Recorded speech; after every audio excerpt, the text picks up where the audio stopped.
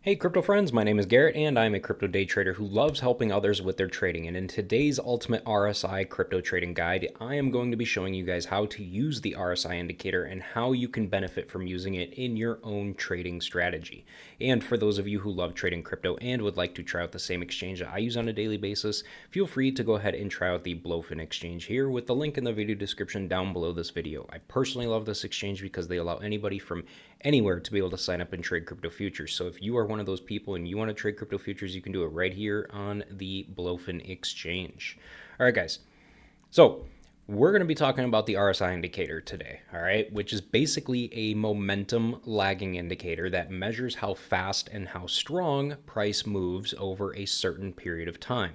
And most traders use the RSI to identify overbought and oversold conditions and spotting bullish and bearish divergences as well. Now, as far as how the RSI works, basically what happens here is what it does is it creates a single value between 0 and 100.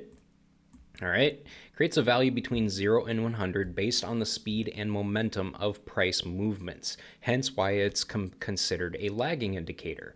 And typically, when the RSI is above the 70 level, which is this dotted line up here at the top, when it's over that 70 level, it's typically considered overbought, and the price could reverse to the downside at any moment.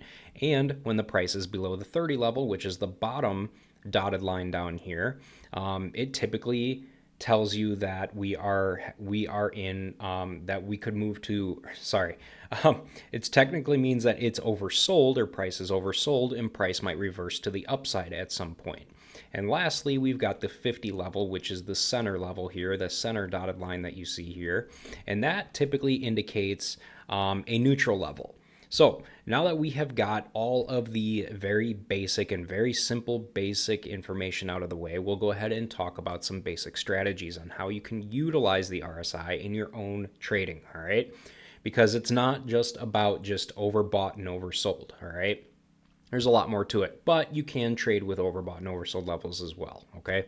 But the first strategy I want to talk about here is going to be the standard overbought and oversold reversal strategy, which is honestly pretty simple, but it still comes with cautions as well. Basically, what you want to do here is watch the RSI, and when it crosses above the 70 level, watch for potential short opportunities. And when the RSI closes below the 30 level, it's the opposite. You want to look for potential long opportunities, okay?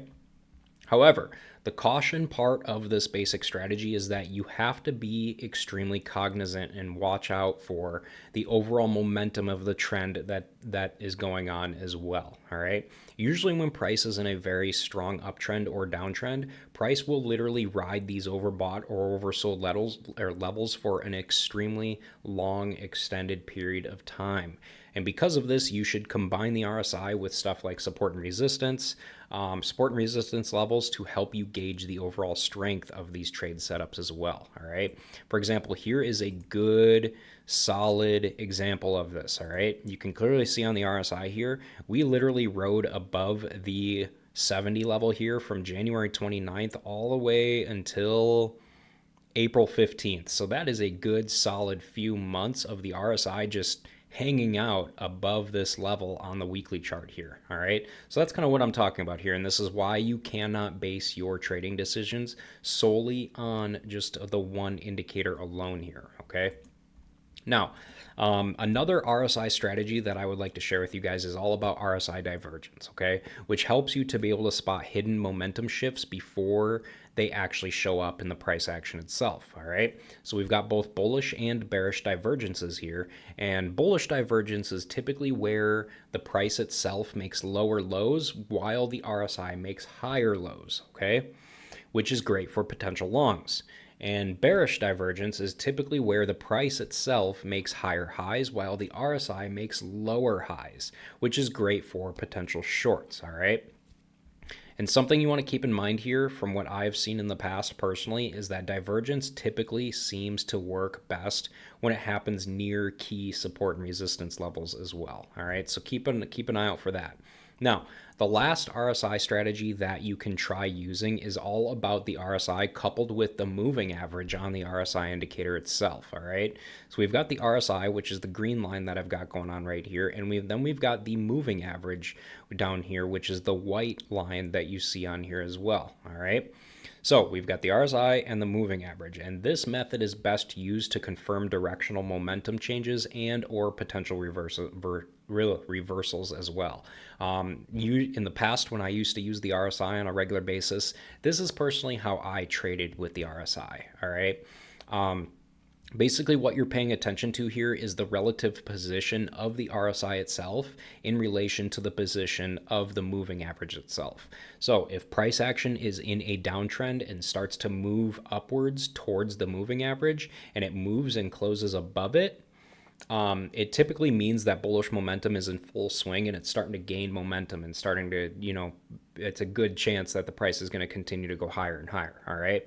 And it's the same for the other direction too. When price is in an uptrend and it starts moving downwards towards the moving average and closes below it, it typically means that bearish momentum is definitely building.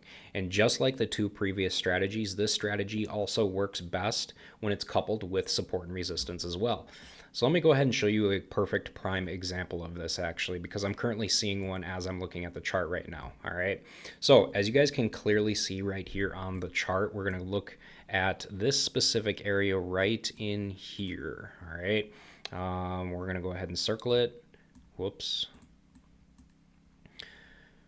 So we're looking at this specific area right in here, all right? Which is on the RSI is pretty much all of this, all right? So keep focused on these little two areas right here, okay? So how I would look at this is you can clearly see that price action starts to come down on the RSI, or the RSI starts to come down, as you can see on the candlestick right here, and it ends up going and riding along the moving average here, but it ends up coming down and closing below the moving average, okay? When it comes down below the moving average right there, that tells you that momentum has shifted and bearish momentum has started to show up, okay? Extremely big bearish momentum, all right? And you can clearly see that because for the remaining time here, yes, we did go up a little bit, but as you guys can clearly see, when we did go up, look at the RSI in relation to that moving average. It did not go back above the top of the moving average here. Instead, it went to the top, or instead it went to the bottom of the moving average and it rejected it, and then boom, it started to drop straight down after that, all right? So that's what I'm overall talking about here as far as using the RSI or using the moving average in the RSI in conjunction with the RSI line itself to be able to tell overall momentum shifts and being able to tell which direction the price could be potentially moving here soon. Because if you were to have ended up trading this and you ended up getting in like, right in here somewhere when price started to drop down below this moving average right here, I mean, you could have profited some pretty decent, damn good money right there. Let's see here. If you were to have ended up getting in somewhere within this candle right here and you ended up riding it all the way to the bottom below the bottom of this, let's see here, right here, right about in there, you would have made about a good solid 20% profits right there without leverage. With leverage, if you were using like 10x leverage, that's a solid, within 10 days, within 70 days right there for a very long-term swing trade right there, you could have made a very solid, 200% right there. All right. So that's kind of overall what I'm talking about here as far as looking at the overall movement of the RSI in conjunction with the moving average on the RSI, all right? And you can see that happening right here as well, okay? RSI ended up coming down. It went below the neutral level, and then it started going back up, as you can see in the price action as well. It started going up and it crossed above the moving average once again right in here, all right? So realistically, on the weekly, things should still stay bullish right here, all right? Now, if they don't, that's not to say that it's wrong or anything. It's just like any indicator out there, this is why you have to confirm your biases with other methods of confirmation as well, okay? Because as you can clearly see right here, that wouldn't have worked right in here either, all right? You can clearly see that we went above the moving average, but it didn't last very long and it ended up going back below and started going down lower even further. All right. So that's kind of what I'm talking about here as far as, making sure that you are confirming these biases with other methods of confirmation as well. So make sure to have your support and resistance levels here, because this movement right here, even though yes, it did go back above it, and technically that would tell us that it is, extremely bullish, having support and resistance levels up here will tell you all you need to know. Okay, so we have got clear resistance, right at the top of this candle right here and at the top of this candle right here. So obviously, if price does not end up going higher than this previous candle right here, that's going to tell us right there that, okay, this momentum really isn't going to stick around, and we're probably going to end up going back down and below the moving average once again, and therefore we should probably end up not getting into this trade, or we should get out of the trade that we are currently in. All right. So now that we've got some strategies covered, now we're going to go ahead and I'm going to cover some very common mistakes that beginners tend to make while using the RSI indicator so that you do not make these mistakes. All right. Now, the first mistake that we are going to talk about here is going to be blindly trading overbought and oversold levels, because a lot of newer traders out there, they tend to do this for some reason, and I'm not sure why. The key thing to remember here is that overbought does not mean the price will for sure fall right away. It could stay overbought for an extended period of time during strong momentum trends, like I have mentioned quite a few times in this video. Now, another mistake that newer RSI traders tend to make is frequently using the RSI alone with nothing else. But here's the thing, RSI should be used with other methods of confirmation as well. Again, like I have mentioned quite a few times in this video, whether it's price action, volume profiles, or even moving averages, but you should never use one indicator to make all of your buy and sell decisions, all right?